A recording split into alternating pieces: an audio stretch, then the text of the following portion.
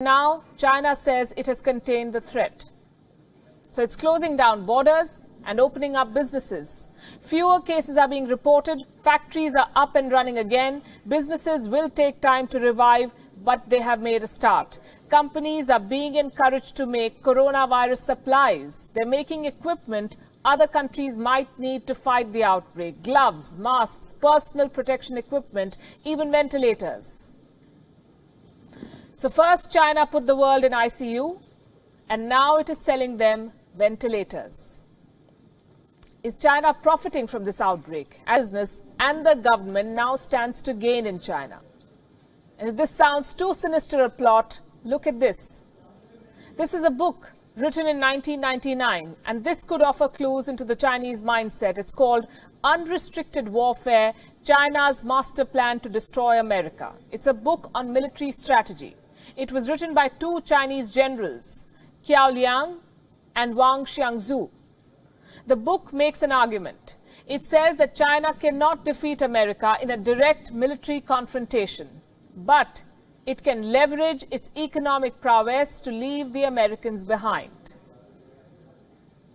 Now, the book's assessment has some eerie similarities with the present situation. It is being quoted by conspiracy theorists. They claim that amid this coronavirus crisis, Beijing is executing its world domination plan. On this show, we do not go by conspiracy theories to make our assessments, so we set out to look for the facts. What we found was most interesting, and we have that for you tonight. Let's first talk about the situation in China. What is happening in China right now? Restaurants, zoos, even the Great Wall is open to tourists. Not foreign tourists, because they may bring back the virus, but the Chinese are out and about. As we say in television, they're moving towards normalcy. Restrictions are being lifted, factories are coming back online, businesses have resumed in many parts of China. At this rate, China's businesses will be up and running in a few weeks. With the measures we have started to take, with the return of the work of the workers and the resumption of productive activities by the factories across the country, I think the Chinese economy is coming back to life. Coming back to life. They have a plan, revive the economy. What does this tell you? While major countries are struggling, China is already making a head start. China also has an interesting pattern. Look at this map. This is Wuhan and the rest of China. The coronavirus outbreak in China is what this map details. Now, some of the biggest cities in China were largely insulated from the outbreak. I say this is interesting because while the virus spread and unleashed chaos in the remotest corners of the world, it couldn't do much damage in China's top cities. I'll give you examples with numbers. Let's start with Beijing. Beijing has recorded more than 500 cases. 8 people died in the city. Do you know what's the population of Beijing? 2.15 crores.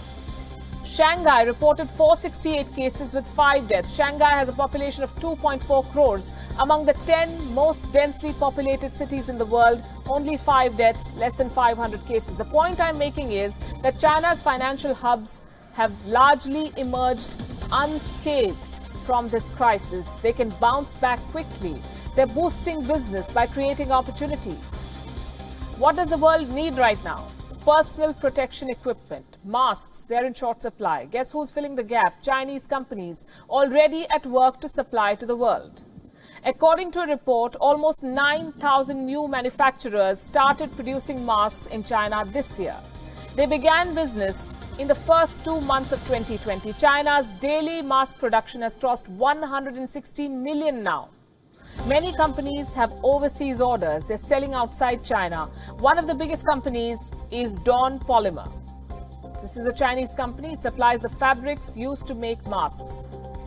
Dawn Polymer has a 40% market share in China.